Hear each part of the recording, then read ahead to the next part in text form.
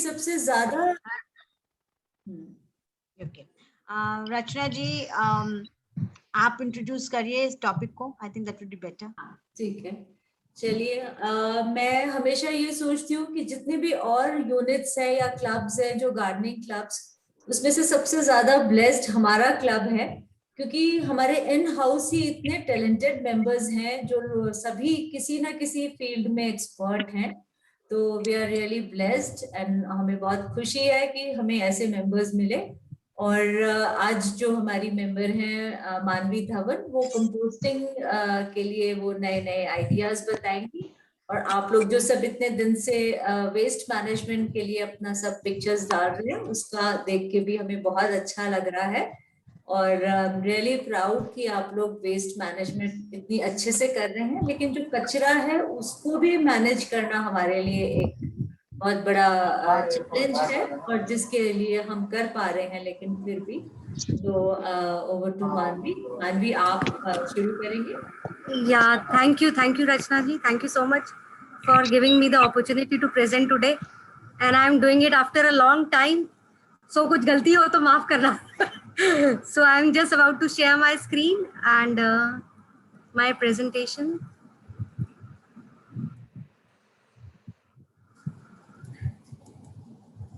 So should we start? सबको दिख रहा है? बिल्कुल। Okay.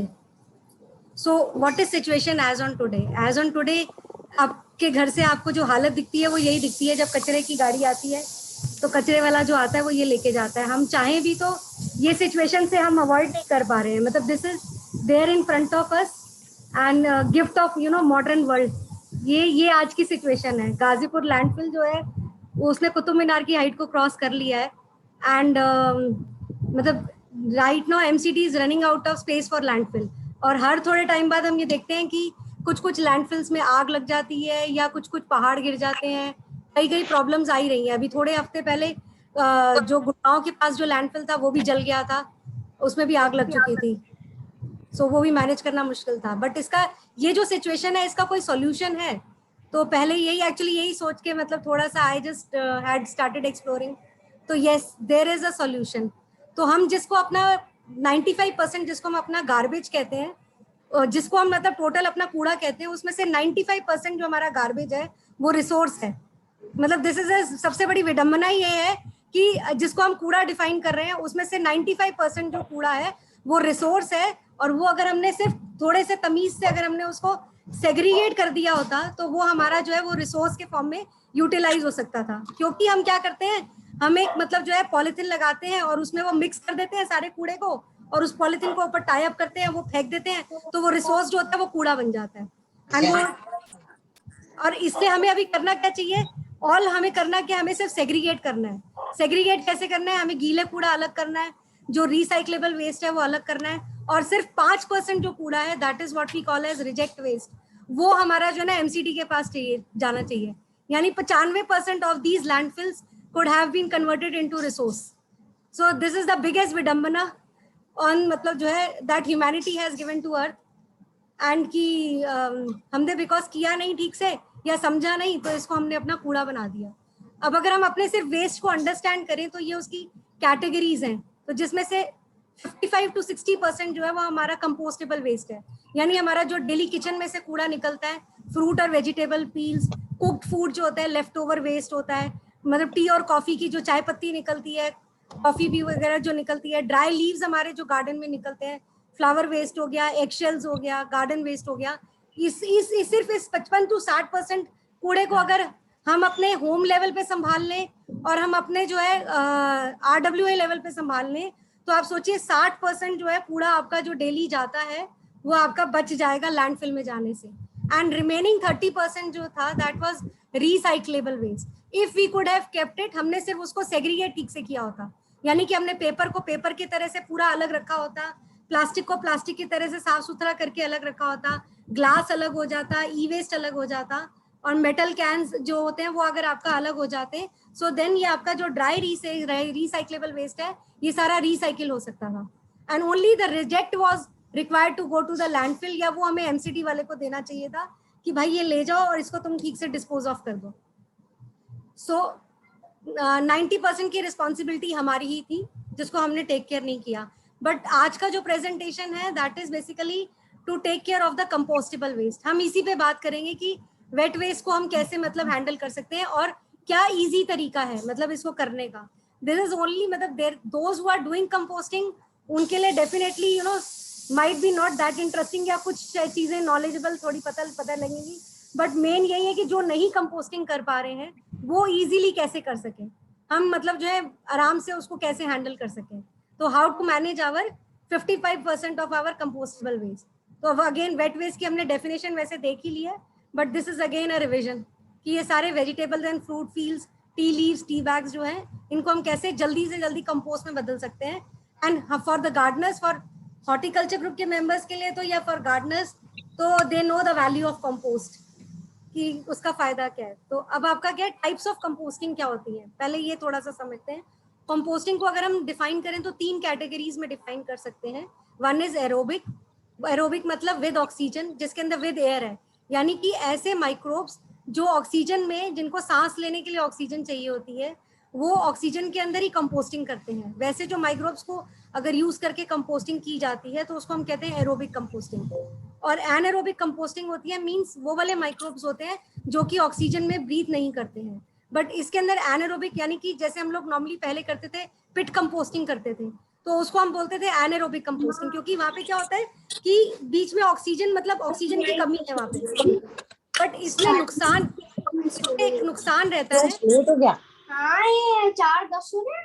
कोई आवाज आ रही प्लीज अपने म्यूट कर लीजिए. कंचन, चारू, रीना कोहली आप सबके ऑन है माइक. सब अपनी ऑन स्विच ऑफ करिए. मेरा ऑन नहीं है madam. Okay thank you. Charu आपका है. नीना सेठी आपका भी ऑन है. प्लीज चारू बंद कर लीजिए आप अपना mic. Hello.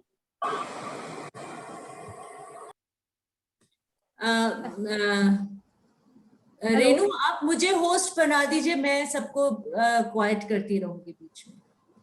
Renu hello. Alright please continue.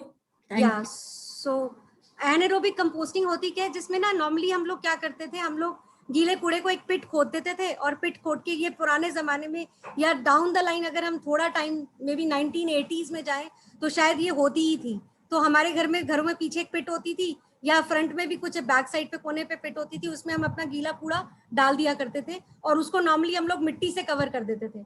But उसमें आपका होता है क्या विदाउट ऑक्सीजन और बिकॉज हम लोग आ गया सुनो आ गया वो जो वाईफाई आता ना वाईफाई आ गया था. पुष्पा जी बंद करो. क्या बंद करूं. क्या बंद करना है. अपना ऑडियो बंद कर.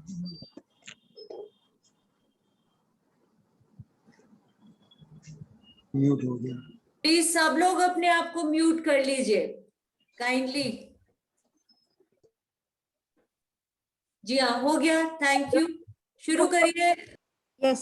सो नाउ एनारोबिक उसको हम कहते थे कि बेसिकली हमने कूड़े को मिट्टी मतलब एक गड्ढे में डाल दिया ऊपर से मिट्टी कवर कर दी और मिट्टी कवर करने के बाद हम लोगों को भी इतनी जल्दी या मतलब we never forgot worried about कि वो धीरे धीरे करके खाद बंदी जाती थी. थोड़े दिन बाद हम उसको निकाल लेते थे या देख लेते 3-4 महीने बाद. तो वो एक तरह से जो मेथड था विदाउट ऑक्सीजन था उसको हम कहते थे एनारोबिक कंपोस्टिंग. और तीसरा मेथड जो कंपोस्टिंग का है उसको कहते हैं वर्मी कंपोस्टिंग जिसके अंदर हम अर्थवॉर्म्स को यूज करते हैं कंपोस्टिंग करने के लिए. अब इन तीनों मेथड्स में डिफरेंस तो लगभग समझ में आ गया कि एक में तो हमें ऑक्सीजन चाहिए एक में हमें ऑक्सीजन नहीं चाहिए और एक हम अर्थवॉर्म्स के थ्रू कर रहे हैं. बट फायदे और नुकसान क्या है. तो एरोबिक कंपोस्टिंग में एक्चुअली होता क्या है कि क्योंकि जैसे हमें सांस लेने के लिए हम भी जीने के लिए हमें सांस चाहिए होती है तो अगर ऐसे माइक्रोब्स अगर हम यूज करते हैं कंपोस्टिंग के अंदर जो ऑक्सीजन लेके कंपोस्ट करते हैं मतलब जिनको भी सांस चाहिए होती है तो ये एरोबिक कंपोस्टिंग क्या हो जाती है फास्टर हो जाती है. यानी कि जो खाद बनने में आपको 3 महीने लगते थे या 4 महीने लगते थे अगर उसी प्रोसेस को आप एरोबिक कंपोस्टिंग में करोगे और आप उसका मतलब जो है प्रॉपर एनवायरनमेंट थोड़ा सा जनरेट हो जाएगा तो वो आपकी वही खाद आपकी 60 दिन में बन जाएगी. 60 दिन यानी 2 महीने के अंदर. तो वो एक एडवांटेज आपको उसमें मिल जाता है। दूसरा, एरोबिक कंपोस्टिंग में फायदा क्या होता है कि जब हम खाद को निकालते हैं, तो हम खाद को, जब हमारी पूरी एक तरह से काली खाद तैयार हो जाती है, जब हम खाद को निकालते हैं ना, तो हमारे हाथ में ना कोई मतलब खारिश वगैरह नहीं होती। नॉर्मली क्या होता है एनारोबिक कंपोस्टिंग के अंदर, एक तो खड्डे से निकालना बड़ा मुश्किल होता था खाद को, दूसरा उसमें ना देयर आर सम चांसेस कि वहाँ पे पैथोजन बैक्टीरियाज जनरेट हो जाते हैं। तो वो जो पैथोजन बैक्टीरियाज होते हैं वो ह्यूमन इंटरफेस के लिए, मतलब हाथ से, हम लोगों के लिए हाथ से काम करने के लिए इतने नहीं होते, उसमें हमें डिजीज कैच होने के चांसेस ज्यादा रहते हैं अगर वो ठीक से कंपोस्ट ना बना हो।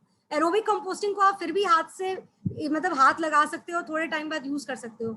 एनारोबिक के अंदर आपको फिर थोड़ा ध्यान रखना पड़ता है। और वर्मी कंपोस्टिंग के तो अलग ही मतलब वो है कि आपको एक एम्बिएंट टेम्परेचर मेंटेन करना पड़ेगा, नहीं तो वो अर्थवर्म्स जो है वो भी एक तरह से 27 डिग्री से 37 डिग्री के बीच में ही रह सकते हैं, तो वो नहीं तो वो आपके वो मर जाते हैं, उनको मॉइस्चर भी देना पड़ता है। तो एरोबिक में क्या हुआ, यानी कि अब आपका क्या है कि मेरे को ऑक्सीजन के ऐसे डिकम्पोजर्स जो ऑक्सीजन के साथ कंपोस्टिंग करते हैं उसको हम कहते हैं एरोबिक कंपोस्टिंग। तो अब इसको करें मीडियम में सके समझें, आपके मीडियम में मतलब बेसिकली अगर आपने होल्स क्रिएट कर दिए, यानी हवा जाने के लिए आपने रास्ता दे दिया, तो यानी वो और माइक्रोब्स आपको अलग से कुछ नहीं, वो एटमॉस्फेयर ही उसको मैनेज कर लेता है। एरोबिक जो माइक्रोब्स होते हैं, अगर आपने हवा वहां पे दे दी तो वहां पे ऑटोमेटिकली एरोबिक माइक्रोब्स अपने आप ही आ जाते हैं, जिनके लिए जो आपका वेट वेस्ट है वो खाना है। So they will be able to compose that particular your wet waste into compost में कन्वर्ट कर देंगे।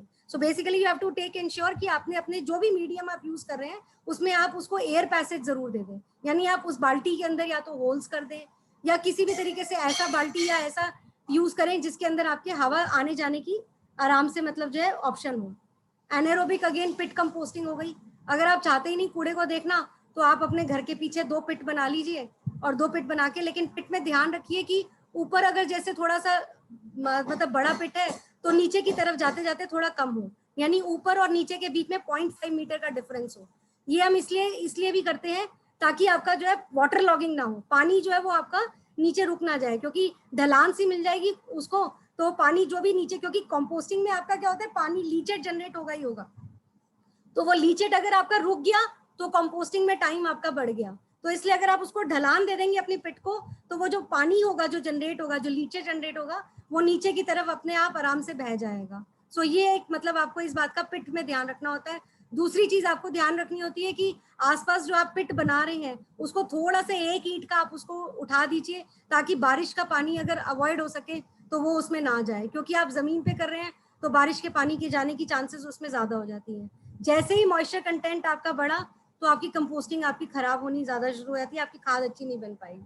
अर्थवर्म्स का हमने देख ही लिया है कि एक पर्टिकुलर टाइप्स ऑफ अर्थवर्म्स को हम यूज करते हैं कंपोस्टिंग के लिए।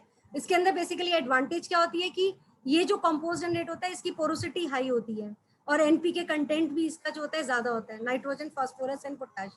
लेकिन डिसएडवांटेज क्या होता है, अर्थवर्म्स जो होते हैं वो सिर्फ मतलब जो होता है सॉफ्ट पील्स जो होते हैं ना, जैसे घिये के छिलके हो गए या मतलब आपके पपाया के छिलके हो गए, इन सबको खाना पसंद करेंगे आपका, और इनको गोबर के साथ आपको देना ही पड़ेगा।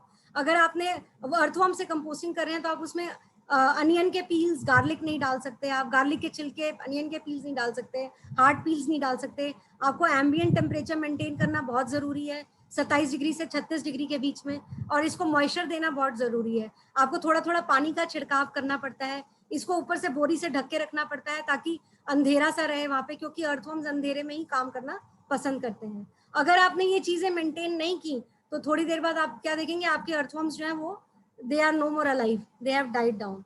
तो ये एक वर्मी कंपोस्टिंग के कुछ डिसएडवांटेजेस भी हैं।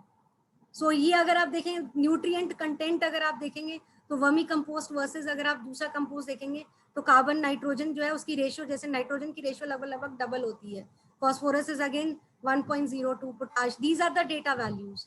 सो अगर आपको अच्छी खाद चाहिए तो किस मतलब गार्डनर भी यही बोलेगा कि भाई वर्मी कंपोस्ट ला दो, बिकॉज उसका एनपीके वैल्यू ज्यादा है। That's it. अब आता है लेकिन हम अपना फॉरवर्ड फोकस करेंगे घर के कूड़े से खाद बनाने के ऊपर। सो उसके लिए हमें क्या करना है, हम अपना एरोबिक कंपोस्टिंग के ऊपर ज्यादा फोकस करेंगे या एनारोबिक कंपोस्टिंग के ऊपर। अगर तो आप एनारोबिक जाना चाहते हैं तो अपने घर में पिट इस तरह से 2 पिट बना लीजिए, एंड उसके अंदर आप अपना जो है मतलब पिट बनाने का तरीका यही है कि ऊपर और नीचे की विड्थ के अंदर 0.5 का मतलब जो है 0.5 मीटर्स का डिफरेंस रखें, मतलब थोड़ा सा उसको ढलान सी दे दें, एंड दूसरा जो है रेन वाटर को किसी तरह से प्रिवेंट करें उसमें जाने के लिए, ऊपर एक ढक्कन आप मतलब रिमूवेबल आराम से लगा सकते हैं, और आप अपना कूड़ा जो है वो डालते जाइए, उसके ऊपर से आप अपना मिट्टी का छिड़काव जो है उसको पूरा ढकते जाइए। ढकना बहुत जरूरी है, अगर आपने उसको ढका नहीं तो वहां पे फिर आपके कीड़े और ये सब सारी प्रॉब्लम्स आने की बहुत मतलब चांसेस हो सकते हैं। तो आपको अगर आपको कूड़ा डालना है तो उसके ऊपर आपको मिट्टी की एक पूरी लेयर या पत्तों की, सूखे पत्तों की पूरी लेयर आपको डालनी ही डालनी है। मीन्स आपको कहीं भी कूड़ा ओपन नहीं दिखना चाहिए in case of pit composting and aerobic composting also. अब आपका इसमें क्या है, कंपोस्टिंग में कुछ पॉइंट्स के बहुत ध्यान रखने होते हैं, यानी जिसको हम बोलते हैं कार्बन टू नाइट्रोजन रेशियो। अब ये carbon to nitrogen ratio weight proportion में बराबर होना चाहिए, यानी ड्राई और वेट का। अब ये वेट कैसे करूं मैं, तौल के तो रोज अपने कूड़े को नहीं, मैं तौल के तो नहीं कर सकती, तो करूं कैसे, अब इसको समझ में हमारा। अब इसमें क्या होता है कि वेट अगर हम ये लेके चलते हैं कि अप्रॉक्स ले लेते हैं कि हमारा 1 किलो के करीब जो है हमारा मतलब आपका गीला कूड़ा मेरा या मतलब जनरेट हो रहा है, तो यानी अगर मैं सूखी पत्ती यूज कर रही हूँ कंपोस्टिंग के लिए तो मुझे वॉल्यूम में 3 गुना सूखी पत्ती रखनी पड़ेगी। तो 3 गुना अगर मैं वॉल्यूम में 3 पार्ट्स अगर मैं ड्राई लीव्स को रखूंगी और 1 पार्ट वेट वेस्ट को रखूंगी, और उसको मैं अच्छे से इस तरह से मिक्स कर दूंगी कि मेरा वेट और वेट एक दूसरे से अलग हो जाए, यानी कि जैसे हम नमक को स्प्रिंकल करते हैं ना अपना चाट के ऊपर और फिर उसको अच्छे से मिक्स कर देते हैं, उसी तरह से अगर मैं वेट प्रपोर्शन वॉल्यूम के अंदर मैंने सूखी पत्ती डाली और सूखी पत्ती को वेट के साथ अच्छे से मतलब पूरा मिक्स सा कर दिया, एंड देन उसको मैंने अपने कंपोस्टिंग यूनिट में डाल दिया, तो मेरा और फिर ऊपर से मैंने फिर पत्ती से ढक दिया। तो this is the main rule of composting कि आपको ड्राई और वेट का जो रेशियो है वेट प्रपोर्शन में 1/1 आपको रखना ही है। तो ये कार्बन टू नाइट्रोजन रेशियो जो हम कहते हैं 30:1, ये इससे ऑटोमेटिकली अचीव हो जाती है। अब मैं ड्राई पार्ट में सिर्फ सूखी पत्ती यूज कर सकती हूँ या there are other options also. So ये देखिए अगर हम ड्राई लीव्स यूज करते हैं तो उसका कार्बन रेशियो होता है 50:1। तो जो हमारे को रिक्वायर्ड रेशियो होती है ना, तो मतलब परफेक्ट रेशियो जो होती है वो हमारी इस तरह से अचीव हो सकती है कि इसमें आप मतलब सूखी पत्ती डालें, आप टिश्यू पेपर्स जो यूज टिश्यू पेपर्स हैं वो डाल सकते हैं, आप जो पेपर्स आपके घर में यूज हो चुके हैं विदाउट प्रिंट वाले न्यूज़पेपर आप अवॉइड कीजिए, मत डालिए, क्योंकि उसके ऊपर लेड प्रिंटिंग होता है। हमारा जो कंपोस्ट हम जनरेट करते हैं उसका पर्पस यही है कि हम उसको अपनी खाद में यूज कर सकें, तो हमें मतलब जो है वी डोंट वांट कि उसमें लेड कंटेमिनेशन हो जाए, तो आप न्यूज़पेपर मत यूज कीजिए, बट आप नॉर्मल जो पेपर आपका जो होता है व्हाइट पेपर होता है जो आपने वो आप अब देखिए इसमें जो अगर ये देख रहे हैं 400:1 है, कार्डबोर्ड के गत्ते के पीसेस यूज कर सकते हैं, कोकोपीट यूज कर सकते हैं। तो कोकोपीट में आपको ये देखना जरूरी होता है कि उसमें सॉल्ट रिमूव्ड हो, क्योंकि जो ये खाद तैयार होगी अगर कोकोपीट वो वाला यूज कर रहे हैं जिसमें सॉल्ट कंटेंट है तो आपकी इलेक्ट्रिकल कंडक्टिविटी जो होगी ना वो कंपोस्ट की जो इलेक्ट्रिकल कंडक्टिविटी लेस रहेगी। तो कोकोपीट विदाउट सॉल्ट वाला यूज कीजिए। सॉडस्ट लकड़ी का बुरादा यूज कर सकते हैं।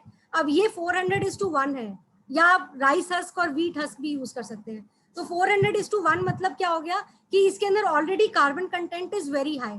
तो अगर आपके पास मतलब जैसे ड्राई लीव्स तो इजीली अवेलेबल है, तो आप नॉर्मली आपका कोकोपीट अगर जैसे लेते हैं, कोकोपीट का फायदा क्या होता है कि गीले से गीले को ना बहुत आसानी से अलग कर देता है। आपका कोकोपीट आराम से एक लेयर पूरा ऐसे कवर कर देता है आपका गीले कूड़े को कि आपको पता ही नहीं चलता कि मतलब गीला कूड़ा जो है आपको दिख ही नहीं पाता, तो पूरा एक तरह से बिल्कुल नमक की तरह से कवर कर देता है। दूसरा उसमें एडवांटेज क्या होता है, आप कोकोपीट भी डालते हैं तो भी आपका अलग तो हो ही जाएगा वेट टू वेट, बट अगर उसके साथ आप थोड़ा सा सॉडस्ट डाल देंगे तो आपकी कंपोस्टिंग फास्टर हो जाएगी, क्योंकि 400:1 रेशियो है आपकी कार्बन। सो हमें जो नेट जो है ना जो एक्चुअल जो प्रपोर्शन है वो 30:1 का अचीव करना है। तो 30:1 के लिए आप अगर गीला कूड़ा ले रहे हैं, अगर ड्राई लीव्स ले रहे हैं तो वॉल्यूम में 3 भाग आप ड्राई लीव्स ले लीजिए। अगर कोकोपीट ले रहे हैं तो उसको आपको 3 भाग नहीं लेना, आप मतलब जो उसको एक स्प्रिंकल की तरह से यूज करना है। तो आप कोकोपीट और सॉडस्ट का मिक्सचर बना सकते हैं जिसमें 70% आपका कोकोपीट हो और 30% आपका सॉडस्ट हो जाए। तो ऐसा एक तैयार मिक्सचर जो है, तो सॉडस्ट के अंदर क्योंकि कार्बन रेशियो बहुत हाई है और कोकोपीट पानी को एब्जॉर्ब कर लेगा, तो इसलिए ये मिक्सचर और ये क्या करेगा, गीले को पूरा कवर कर देगा, अलग एक गीले को गीले से अलग कर देगा। तो ये एक परफेक्ट मतलब एनवायरमेंट बन जाता है कंपोस्टिंग के लिए। और दूसरा एक इम्पॉर्टेंट पॉइंट क्या होती है कि श्रेडिंग करना, यानी कि जो आपके बड़े बड़े छिलके हैं अगर आप उनको थोड़ा छोटा छोटा काट देंगे तो उसमें क्या हो जाएगा, एक छिलका जो है आपका बड़ा था तो उसमें सरफेस एरिया उसको कम मिलेगा, लेकिन अगर वही आपने उसको छोटा छोटा काट दिया छिलकों को तो वो आपका उसका सरफेस एरिया बढ़ जाता है। सरफेस एरिया बढ़ने की वजह से कंपोस्टिंग आपकी फास्टर हो जाती है। मेन रूल इज कि आपका जब भी आप कंपोस्टिंग यूनिट खोलें तो वो आपके अंदर उसको गीला नहीं लगना चाहिए, आपको वो ना तो बहुत ड्राई दिखना चाहिए ना बहुत वेट दिखना चाहिए, और ड्राई की तरफ ज्यादा दिखे, दैट इज इम्पोर्टेंट। क्या कंपोस्ट नहीं करना आपको, आपको अपने डेयरी प्रोडक्ट्स जो होते हैं जैसे बटर हो गया, मक्खन हो गया, ये आपको उसमें नहीं डालना है। आपको नॉर्मली हम लोग हड्डियां वगैरह डालना भी अवॉइड करते हैं कि हड्डियां या मतलब जो है वो नहीं जाए। ग्रीस या ऑयल अगर आपका यूज्ड ग्रीस ऑयल है वो आपको उसमें नहीं डालना। कोई भी ऐसे प्लांट्स जिनको इंसेक्ट्स लगा हुआ था, मतलब जिनको आपको निकालना पड़ गया था, जो खराब वीड्स वगैरह थे, वो ना डालिए, क्योंकि आप इस कंपोस्ट को आगे अपना यूज करना चाहते हैं एंड यू डोंट वांट कि जो आपकी कंपोस्ट है वो आपकी खराब हो जाए, आपकी पूरी मेहनत खराब हो। तो इस वजह से आप ये सारी चीजें अवॉइड कीजिए। पेस्टिसाइड्स भी मत डालिए उसमें। अब फर्स्ट हिंड्रेंस हमारा होम कंपोस्टिंग में आता है, भाई यूनिट क्या यूज करूं, किस में काम करूं कंपोस्टिंग करना। मेरे पास तो जगह नहीं है, बालकनी बहुत छोटी है, और करूं क्या, कैसे करूं, और मैं मनी क्यों कंपोस्ट करूं, कूड़े के ऊपर भी कोई पैसा खर्च करता है, क्यों करना है। अभी आता है एमसीडी वाला लेके चला जाता है, झंझट खत्म, तो क्या कर रहा है मुझको उसको करके। बट अब आता है कि जब इसकी आपको आउटपुट दिखने लगती है, खाद बन के दिख के लगती है, तो फिर आपको इसकी वैल्यू समझ आती है। नाउ पहला सबसे पहला कंपोस्टिंग यूनिट फ्रूट बास्केट। तो ये आपको आराम से 100-200 रुपए में आपको बड़ी वाली जो फ्रूट बास्केट्स होती हैं ये आपको मिल जाती है। अब इसको आपको कंपोस्टिंग यूनिट बनाने के लिए आप इसको अंदर क्या कीजिए, जो आपके पास नॉर्मल एग्रीकल्चर नेट आती है वो इसके दीवारों पे, चारों वॉल्स के ऊपर आप वो एग्रीकल्चर नेट डाल दीजिए, नीचे वाला जो बेस है उसको ओपन रहने दीजिए। सो ये आपका क्या हो गया, फ्रूट बास्केट जो है आपकी। और ऊपर अगर आपको इसका ढक्कन बनाना है, सिंपल एक थर्माकोल की शीट होती है ना, वो उसके साइज की काट लीजिए, और उस थर्माकोल की शीट में भी आप होल्स कर सकते हैं। वॉल्स के ऊपर तो आपने देख ही रहे हैं कि इसमें मेरी अपना होल्स है, और इसके अंदर मुझे एडवांटेज क्या होगा इस बास्केट का, कि इसके अंदर ऑलरेडी हैंडल है, उठाने के लिए, रखने के लिए मेरे लिए दिक्कत नहीं है। दूसरा, अब मेरे को फ्रूट बास्केट जो है स्टैक करनी है, तो एक के ऊपर एक स्टैक हो जाएगी, यानी कि अगर मेरी एक फ्रूट बास्केट भर गई तो उसी के ऊपर मैं दूसरी वाली भी रख सकती हूँ। तो यानी मेरे को दूसरी मैक्सिमम हमें 2 या 3 बास्केट की जरूरत पड़ेगी, तो एक के ऊपर एक हमारा वो स्टैक हो जाएंगी। और इसमें एडवांटेज क्या होगा, अगर बाई चांस कोई लीचेट निकलता भी है, तो लीचेट क्या होता है, वो क्योंकि नीचे से हम इसको ओपन रखते हैं, तो सारा का सारा लीचेट नीचे वाली बास्केट में चला जाएगा। अब पहले जैसे मैंने पहले ये वाली बास्केट यूज की, पहले एक बास्केट में मैंने कंपोस्टिंग स्टार्ट की, जब ये मेरी 80 to 90% भर गई, तो मैंने क्या किया, इस वाली बास्केट को नीचे कर दिया, और जो खाली बास्केट थी उसको ऊपर रख के यूज करना शुरू कर दिया। अगर इसमें से कुछ भी जो लीचेट निकलेगा, वो लीचेट नीचे वाली बास्केट में ऑटोमेटिकली चला जाएगा। तो आपका क्या होगा, कंपोस्टिंग आपकी फास्टर होती रहेगी, ऑटोमेटिकली होती रहेगी। तो ये सबसे इजी और सबसे आसान तरीका है कंपोस्टिंग करने का। ओनली थिंग आपको, और सब बस आपको ये देखना है, जो आपकी बास्केट सबसे ऊपर पड़ी है उसके ऊपर आपकी एक थर्माकोल की शीट हो, वो कवर्ड रहे, हमेशा ओपन ना रहे। आप अपना जो है, अगर हो सके तो थर्माकोल की शीट में भी ऊपर से छोटे छोटे होल्स कर लीजिए, ताकि ऊपर से भी हवा पास हो सके। तो यानी आपने ये एक सिंपलेस्ट मीडियम आपने ढूंढ लिया कंपोस्टिंग करने का। बालकनी में भी आप कर सकते हैं, एक के ऊपर एक स्टैक कर लीजिए, एक भर गई उसको नीचे रख दीजिए, और जो दूसरी बास्केट है उसके अंदर आप अपना कंपोस्ट नेक्स्ट राउंड स्टार्ट कर लीजिए। जब तक आप देखेंगे आपका नीचे वाला जो है 30 दिन या 40 दिन आप पूरे हो जाएंगे, उसको आप हिला के बीच में जो है चेक कर सकते हैं कि मेरी खाद तैयार है कि नहीं है। अगर नहीं है तो ठीक है, फिर आपका मतलब मैक्सिमम 3 बास्केट के अंदर आपका 3 साइकिल के अंदर आपका, आप आराम से छोटी सी जगह में बालकनी में भी कंपोस्टिंग कर सकते हैं। बस इस चीज के अंदर नीचे एक और चीज का ध्यान रखना होता है, जो सबसे नीचे वाली बास्केट है उसके नीचे एक टब रख दीजिए या एक प्लेट रख दीजिए, ताकि लीचेट जो है वो आपका नीचे ना निकले। वो बास्केट के अंदर ही आपका प्लेट के अंदर, या एक वो जो टब होता है प्लास्टिक टब के अंदर आपका लीचेट कलेक्ट हो जाए। तो that is the easiest setup for composting. So next आता है मटका कंपोस्टिंग। अब मेरे को जो फ्रूट बास्केट भी नहीं करनी, फ्रूट बास्केट, इसका एक और भी एडवांटेज है, हल्का रहता है, उठाने के लिए दोनों तरफ हैंडल है। नेक्स्ट, अगर आप नहीं करना चाहते आप मटका यूज कीजिए। मटके के अंदर आपको बस एक चीज का ध्यान रखना है कि मटके के अंदर आप छेद करवा लीजिए, चारों तरफ आपके छोटे छोटे थोड़े से छेद हो, और जो आपका मटका जो सबसे ऊपर रहेगा उसमें भी इसी तरह से एक छेद होना चाहिए नीचे की तरफ, और बी वाला जो मटका है उसके अंदर भी छेद होना चाहिए। लेकिन जो सबसे नीचे वाला मटका है उसके अंदर आप सिर्फ सूखी पत्ती डाल दीजिए। तो यानी इससे होगा क्या कि जो कंपोस्टिंग के अंदर लीचेट निकलेगा, जब आप सबसे ऊपर वाले मटके को यूज कर रहे हैं, अगर इसमें जो है लीचेट निकलेगा, वो नीचे जाएगा बी के अंदर। अगर बी से भी कुछ लीचेट निकलेगा तो वो जाके सी में सारा जो है सूखी पत्ती उसको एब्जॉर्ब कर लेगी। यानी सबसे नीचे आपकी बन रही है पत्ती खाद, ठीक है, और बी वाले में जो है, जो बी बास्केट थी वो आपकी पहले भरी थी, वो वाली कंपोस्ट बन रही है जब तक आप ए को इस्तेमाल कर रहे हैं। जब आपका ए भर जाएगा तब तक आपकी मतलब बी वाली तैयार हो जाती है, या एक मटका और होगा। तो आप इसको निकालिए, इसको खाली कीजिए, अपनी खाद निकालिए और खाली वाले मटके को ऊपर यूज कर लीजिए। सो दिस इज मटका कंपोस्टिंग। ये भी इजी है, एक के ऊपर एक रखा, इसमें भी आपकी जगह ज्यादा नहीं जाएगी। ठीक है, फ्रूट बास्केट के अंदर थर्ड आता है आपका एक और आसान तरीका, मैंने ये भी किया हुआ है एक्चुअली। तो इसके अंदर आप क्या करते हैं, कोई भी बड़ा गमला ले लीजिए, अब उस बड़े गमले के अंदर आप क्या कीजिए, जाली लगा लीजिए, उस जाली को बस एक तरह से राउंड बना लीजिए। राउंड जाली जो है वो 3 mm से ज्यादा मोटे होल वाली ना हो, और उसी तरह से आप जैसे इसके अंदर अपना जो है कॉम्पोस्ट, जैसे गीला कूड़ा डालते हैं, गीला कूड़ा और सूखा कूड़ा जो है उसको मिक्स करके डालते जाइए और उसके ऊपर से उसको इस तरह से बास्केट से कवर कर दीजिए। अब ये कवर करने के बाद जब आपकी खाद तैयार होगी, ये जाली को आप खींच लीजिए, आपकी खाद तैयार है। आपको तैयार खाद आपको बाहर, इनको निकालने में बड़ा आसान होता है। तो आपको एट ए टाइम 2 मटकों की या 2 इस तरह की जाली की आपको जरूरत हो सकती है। आप एवरेज निकाल सकते हैं कि मेरा जो है ना, अगर मेरे को एक मटके को भरने में, मतलब एक इस तरह जाली को भरने में 60 दिन लगता है, तो यानी तब तक मेरा दूसरा वाला जो है वो 60 दिन लेगा, तब तक मेरा ये भर जाएगा। तो इस तरह से आप 2 यूनिट के अंदर आप इस तरह से भी कर सकते हैं। सो कंपोस्टिंग सेटअप बना सकते हैं। बाल्टी के अंदर कर सकते हैं। बाल्टी के अंदर अगर आपको करना है तो वही आप बस इस चीज का ध्यान रखिए कि चारों तरफ उसमें होल्स हो।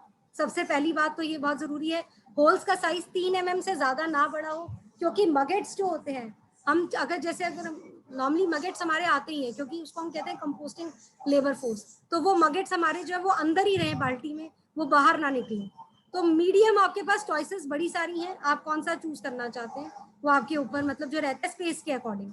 ठीक है, और बाल्टी के अंदर भी आप जैसे आप क्या करिए, अब जैसे मैंने इस बाल्टी के अंदर क्या किया था, एक नीचे जाली लगवा दी थी और नीचे मैंने प्लास्टिक के वो होल्स दे दिए थे, तो ताकि लीचेट नीचे इकट्ठा हो जाए, और जहां जहां तक मेरी जाली थी वहां मैंने उसके आसपास होल्स नहीं किए थे, और बाकी जो है मैंने ऊपर होल्स दे दिए, तो लीचेट नीचे इकट्ठा हो जाता है, और लीचेट को भी हम यूज कर सकते हैं आगे, वो भी हमारा जो होता है फोलिक स्प्रे रहता है। ये एक है, अगर आपके पास जगह की दिक्कत नहीं है तो अपना ईंटों की टाइल से आप इस तरह से कंपोस्टिंग यूनिट बना सकते हैं अपने घर में खुद। तो ये आपका कंपोस्टिंग यूनिट, आप ईंटों की पतली वाली टाइल्स लीजिए और इसके अंदर भी आप मिट्टी और ड्राई लीव्स का 2 इंच तक आप क्या कीजिए, नीचे एक लेयर बिछा दीजिए, ताकि लीचेट जो निकले वो सारा नीचे वो पत्ती जो होती है और जो मिट्टी है वो एब्जॉर्ब कर ले। और इसी तरह से आप इसको भी यूज कर सकते हैं। इसके अंदर भी आप क्या कीजिए, ऊपर एक थर्माकोल की शीट कवर करने के लिए, या एक ढक्कन टाइप, मतलब जालीदार ढक्कन भी अगर आपके पास हो वो रख सकते हैं। तो इस तरह के आपके 2 आपने बना लिए। अब इसमें भी एडवांटेज क्या है, बेसिकली कंपोस्टिंग यूनिट ऐसा होना चाहिए कि जिसको मैं आराम से, जिसकी दीवार मतलब मेरे को हटानी है वो मैं हटा सकूं, जिसको मैं आराम से खोल सकूं, ताकि मेरे को, क्योंकि खाद मेरी गीली होगी, तो जब मुझे उसको खाद को निकालना है और यूज करना है तो मुझे दिक्कत ना हो। तो इस तरह का भी आप सेटअप यूज कर सकते हैं। जैसे मैंने करके फाइनली मैंने अपने घर में मिट्टी की टाइल्स खुद बनाई थी, और मिट्टी की टाइल्स करके मैंने इस तरह का यूनिट बनाया था, और यूनिट बना के मैंने ये नीचे जो है उसका परफोरेशन मीडियम रखा था, ऊपर भी मैंने जाली दे दी, चारों तरफ मिट्टी की वॉल्स दे दी, और इस तरह से मैंने उसके नीचे व्हील्स भी लगा दिए कि कहीं भी उसको मूव करना है मैं मूव कर लूँ आराम से। तो अब पहले एक खाने को यूज करते हैं। अब मिट्टी का एडवांटेज क्या हो जाता है, क्योंकि मिट्टी जो होती है वो आपकी क्या करती है, वो नेचुरली पोरस होती है, तो पोरस होने की वजह से उसकी जो वॉल्स होती हैं वो आपकी क्या करती हैं, ऑटोमेटिकली जो लीचेट जनरेट होता है आपका, वो वाटर जो होता है आपका वो बाहर आपका निकल जाता है। मींस आपका, अगर आप मिट्टी की टाइल्स को या मिट्टी के मटके को यूज करेंगे कंपोस्टिंग के लिए, या मिट्टी के सेटअप को यूज करेंगे, तो उसके केस में लीचेट आपका कम जनरेट होगा। आपको खुद दिखेगा कि लीचेट मेरा इतना जनरेट नहीं हो रहा है। सो ये एक एडवांटेज होता है आपका। तो आप इस तरह से आप देखिए, आपको कोई भी सेटअप आपको जो कन्वीनियंट लगता है आप अपनी तरफ से उसको यूज कर सकते हैं कंपोस्टिंग स्टार्ट करने के लिए। ध्यान बस ये रखना है कि गीले कूड़े को और जो सूखा कूड़ा है वो वेट प्रपोर्शन में अगर हो सके, अगर ड्राई लीव्स यूज कर रहे हैं तो 1/1 रहे, यानी जितना गीला कूड़ा है उतनी वेट में सूखी पत्ती जरूर हो। So this is important. और एक और चीज होता है, फ्रूट बास्केट में एक और एडवांटेज हो जाती है हमें, ये अगर आप देखेंगे ना तो ये क्या होता है, रेक्टेंगुलर शेप में होती है, तो रेक्टेंगुलर शेप में होने की वजह से और खुलीदार होती है, तो इसको ना हवा ज्यादा अच्छी मिलती है। सरफेस एरिया इसका जो होता है ना, इसको ओपन में भी आपको ज्यादा मिल जाता है एज कम्पेयर टू मटका। मटका क्या होता है, क्लोज्ड होता है, तो आपका इसमें ये भी एडवांटेज होती है कि इसके अंदर सरफेस एरिया जो होता है, कवरेज उसको ज्यादा मिल जाती है, तो कंपोस्टिंग आपकी अच्छी होती है। So techniques and many, choice is yours कि कौन सा आप यूज करना चाहें। अब आता है कि फिक्स कैसे करें, कुछ भी कंपोस्टिंग करना हो, प्रॉब्लम्स तो आ रही हैं, पहली बार जो भी कंपोस्टिंग करेगा उसको कुछ ना कुछ प्रॉब्लम्स आती हैं। कई बार ये सफेद कीड़े आ जाते हैं, अब इनको हम कहते हैं मगेट्स। अब जब अगर ये मगेट्स आपके आ जाएं तो आपको घबराने की जरूरत नहीं है, क्योंकि आपका जो ये मगेट्स हैं यही आपका क्या करते हैं, इस कूड़े को खा के कंपोस्ट में कन्वर्ट कर देते हैं, और इनका लाइफ साइकिल जो होता है वो इसी में ही खत्म हो जाता है। पहले 4 दिन के अंदर ये अंडे देते हैं, उसके बाद 13 से 18 दिन के अंदर इनके लार्वा बनता है, तो 13 से 18 दिन यानी 18 और 4 हो गए आपके 22 दिन। उसके 7 दिन के अंदर ये अपना जो है प्यूपा स्टेज पे आते हैं, 22 दिन और 7 दिन हो गए 28 दिन। 28 दिन के बाद जो होता है आपका ये होता है मैनी फ्रॉम जो होता है, बाकी 10 दिन के अंदर आपका जो है ये आपका एडल्ट स्टेज में निकलता है, यानी 38 डेज के अंदर। अगर आपका इसका पूरा आपका जो है शोल्डर फ्लाइज का लाइफ साइकिल देखेंगे तो 38 दिन के अंदर अंदर ये आपके इसी में अगर आते हैं, इसी में ही पैदा होंगे और इसी में ही खत्म भी हो जाएंगे।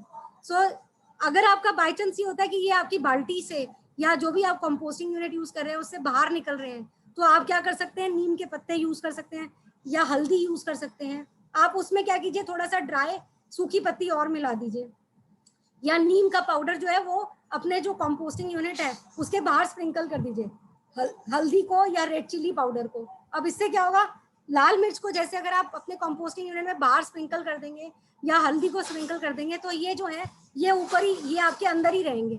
अगर ये अंदर ही रहेंगे कंपोस्टिंग यूनिट के, तो ये आपके ऑटोमेटिकली कंपोस्टिंग आपकी फास्टर होगी। सो ये आपकी एक मतलब मेजर प्रॉब्लम जो लोगों को आती है वो यही आती है। दूसरा ये आता है अगर फाउल स्मेल आ रही है, अगर फाउल आपकी ये सारी प्रॉब्लम्स जो होती है ना फाउल स्मेल की, और मतलब जो है पानी मतलब जो है निकल रहा है, ये तभी ज्यादा ये होती है जब आपकी वेट टू ड्राई रेशियो जो होता है वो प्रोपोर्शन आपने ठीक से मेंटेन नहीं किया। अगर आपका उसमें गीलापन ज्यादा रह गया और सूखापन कम है, तो तब आपकी ये प्रॉब्लम ज्यादा आने के चांसेस होते हैं। तो आप इसके लिए क्या कीजिए, अगर आपको लग रहा है कि मतलब मेरा, तो उसमें आप सूखी पत्ती और मिला दीजिए, थोड़ा कोकोपीट या सोडा और डाल दीजिए, उस पर से स्प्रिंकल कर दीजिए, एक बार उसको मिक्स कर दीजिए और छोड़ दीजिए, दैट्स इट। तो वो अपने आप नेचर उसको टेक के कर लेगी। अगर आप चाहते हैं कि भाई ये फ्रूट फ्लाइज भी मुझे ना दिखे मेरे कंपोस्टिंग सेटअप के अंदर, तो ऊपर से अपनी कंपोस्टिंग सेटअप के ऊपर एक आप जाली डाल सकते हैं, ताकि जो आपके होल्स हैं उससे वो फ्रूट फ्लाइज उसमें जो है वो अंडे ना दे पाए, तो आपको फिर ये फ्रूट फ्लाइज की प्रॉब्लम जो है वो भी नहीं रहेगी। और जो आपके जो बैक्टीरिया या माइक्रोब्स होते हैं, जो एरोबिक माइक्रोब्स होते हैं, वही आपकी कंपोस्टिंग को कंप्लीट आपकी कर दिया करेंगे। सो ये नीम पाउडर, हल्दी पाउडर यूज करने से आपको हेल्प मिल सकती है। नेक्स्ट आता है गोल्डन रूल क्या है, सेकेंड हिंड्रेंस इन कंपोस्टिंग। मैं कार्बन नाइट्रोजन रेशियो कैसे मेंटेन करूं, तोल तो मुझे आता नहीं। तो आप अगर इक्वल वेट प्रपोर्शन रखेंगे, आप बस वेट प्रपोर्शन या वॉल्यूम के अंदर चलेंगे तो 3/1 और वेट प्रपोर्शन मतलब 1/1। तो ये गोल्डन रूल अगर आप फॉलो करेंगे तो आपकी कंपोस्टिंग में आपको दिक्कत नहीं आएगी। और कोई तरीका है जिससे मैं अपनी कंपोस्टिंग को फास्टर कर सकता हूँ? हाँ जी है। आप अपने घर में जो है खट्टी लस्सी, आपकी खट्टी छाछ होती है, आप उसको डाल दिया कीजिए। आपका जो मिक्सचर तैयार हुआ है उसके ऊपर आप जब डाल रहे हैं उसको स्प्रिंकल कर दीजिए। दही, बचा कुचा दही होता है, उसको डाइल्यूट करके डाल दीजिए। अगर आप अपने घर में बायो एंजाइम बना रहे हैं तो वो आप few table spoon bio enzyme अपना डाल सकते हैं। जैसे मैं अपनी कंपोस्टिंग में बायो एंजाइम ही यूज करती हूँ, उसको बॉटल में भर लेती हूँ लिक्विड को, और जब भी खाद डालने जाती हूँ तो वो बायो एंजाइम ऊपर से स्प्रिंकल कर देती हूँ। मेरे को कोई फाउल स्मेल की प्रॉब्लम वगैरह कुछ नहीं आती। लीचेट जो जनरेट होता है उसी को आप वापस कंपोस्टिंग में डाल सकते हैं। गुड़ का घोल बना लीजिए, गुड़ का घोल बना के उसको डाइल्यूट करके बॉटल में भर लीजिए, उसको भी आप डाल सकते हैं। गाय का अगर यूरिन आपके पास अवेलेबल है तो उसको डाल सकते हैं। सो काफी सारी चीजें हैं जिससे मेरी कंपोस्टिंग जो है फास्टर हो सकती है, और साथ में मेरे को ये फाउल स्मेल का तो इशू बिल्कुल भी नहीं रहता उसके अंदर। बस अब आता है, ये हो गया होम कंपोस्टिंग। तो होम कंपोस्टिंग के ये कितने सारे आपके तरीके हैं, आप अपनी चॉइस के अकॉर्डिंग यू कैन सिलेक्ट। ठीक है, अब हम चलते हैं थोड़ा सा कम्युनिटी कंपोस्टिंग की तरफ। अब कम्युनिटी कंपोस्टिंग के अंदर बेसिकली होता क्या है कि मेन हमारे पास हो जाता है कि सेटअप ऑप्शन क्या यूज करें, और डेली जो वेट वेस्ट की जो क्वांटिटी होती है कम्युनिटी लेवल पे वो आपकी काफी ज्यादा हो जाती है। वैसे तो हम लोग अगर ईस्ट दिल्ली लेवल पे या मतलब अपनी आसपास देखें तो बहुत कम कम्युनिटीज हैं जो कंपोस्ट कर रही हैं, क्योंकि वो एमसीडी को देना जो है वो ईजी रहता है। और मतलब नोबडी वांट्स की एक जगह देने का प्रॉब्लम, एक उनको यही टेंशन रहती है कि फाउल स्मेल ना आए। सो जिसकी वजह से here the societies are not preferring. But अगर आप गुड़गांव जाएंगे या नोएडा की तरफ जाएंगे तो वहाँ एक रूल दे दिया गया है सोसाइटीज को कि they have to compose their wet waste, उनको करना ही है, नहीं तो उनको फाइन देना पड़ जाता है। सो देयर आपको सेटअप्स बहुत मिल जाएंगे। तो डेली वेट वेस्ट की क्वांटिटी उस केस में 100 किलो, 200 किलो, 300 किलो तक भी होती है। तो वहाँ के केस में आपका क्या होता है, श्रेडिंग वो बहुत जरूरी हो जाती है, क्योंकि हर तरह के बीज, हर तरह के छिलके आएंगे। और मिक्सिंग जो होता है वो भी आप या तो मतलब जो है श्रेडर इसलिए वहाँ पे यूज किया जाता है, और आपको सेटअप इस तरह से देखना पड़ता है कि वहाँ पे रोडेंट्स ना अटैक करें, यानी रैट्स वगैरह ना आ जाए। लोकेशन आपको इस तरह से चूज करनी पड़ती है, और यूनिट जो है वो आपको ठीक से सेलेक्ट करना पड़ता है, प्रॉपरली कवर्ड यूनिट। और क्योंकि आपका जो है कम्युनिटी लेवल पे कूड़ा जो है उसकी क्वांटिटी बहुत ज्यादा है, तो उसके इसमें लीचेट भी ज्यादा निकलता है, तो लीचेट को कैसे मैनेज किया जाए, तो कम्युनिटी कंपोस्टिंग के अपने अलग इश्यूज हैं। अब आपका यही है कि श्रेडिंग के लिए आपका क्या होता है, मैनुअल तरीका भी यूज किया जाता है। एक मैनुअल चॉपर होता है आपका, बड़े से एक मतलब नॉर्मल बाल्टी के अंदर जो भी कूड़ा आता है उसको मैनुअल चॉपर इस तरह से चला के और उसको चॉप कर लिया जाता है, या फिर मिक्स करके एक श्रेडिंग मशीन भी आपकी यूज की जाती है, जिसके अंदर मिक्स करके उसको कूड़े को डाल जाता है, फिर उसको श्रेड कर लिया जाता है।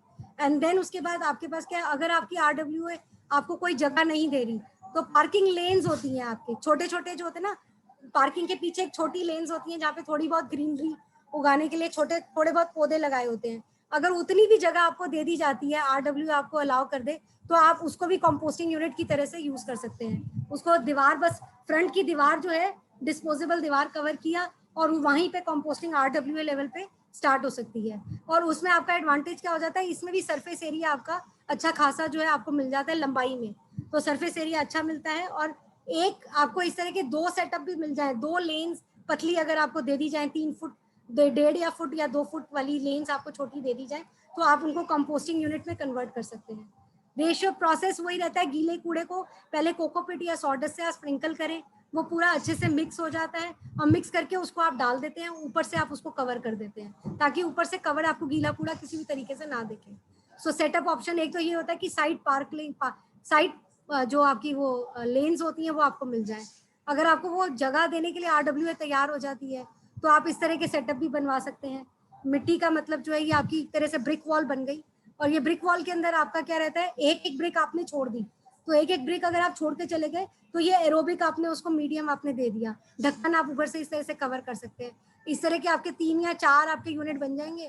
पहले यूनिट भरेगा तो वो ओल्ड स्टेट पे चला जाएगा, फिर आपका दूसरे वाले को यूज कर सकते हैं, तब तक आपका पहला खाली होगा, तो तब तक दूसरा भरेगा, या तीसरा जब तक आपका भरेगा पहले वाले में आपकी खाद तैयार होगी। बेसिकली ये दूसरा ऑप्शन है कम्युनिटी लेवल पे कंपोस्टिंग करने का, aerobic.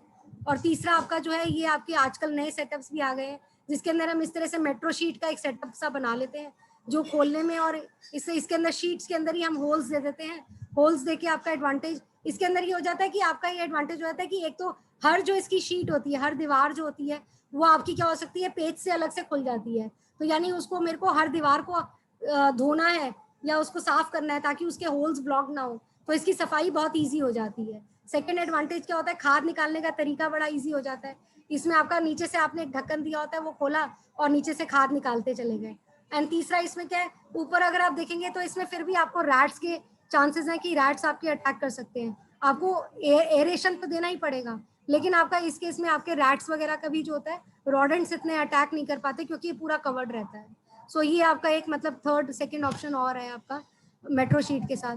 And then there are another options also community level के ऊपर, जो इस तरह की एसएस की शीट करके पूरा सा एक तरह से जाली बना देते हैं, एंड परफोरेटेड यूनिट होता है, नीचे आपका लीचेट कनेक्ट होता रहता है, आप उसका ढक्कन खोल के लीचेट निकाल सकते हैं। और ये लीचेट जो होता है, ये आप इसको 1:20 रेशो में डाइल्यूट करके प्लांट्स के ऊपर स्प्रिंकल कर सकते हैं। This is natural pesticide. और अगर आप इसको डाइल्यूट नहीं करते हैं इस लीचेट को, तो आप इसको एज अ टॉयलेट क्लीनर, और जो आपके RWA की जो कॉमन आपके जो मतलब कम्युनिटी के जैसे कॉमन टॉयलेट्स वगैरह होते हैं, उनकी क्लीनिंग वगैरह के लिए भी यही यूज हो सकता है। It's a natural basically pesticide that has been created from your compost. So ये आपके जो है परफोरेटेड सेटअप जो है ये इस तरह से बन सकता है। हम कंपोस्ट का करें क्या, पहले तो खाद बन गई, अब उसको जनरेट तो कर लिया, उसका करें क्या।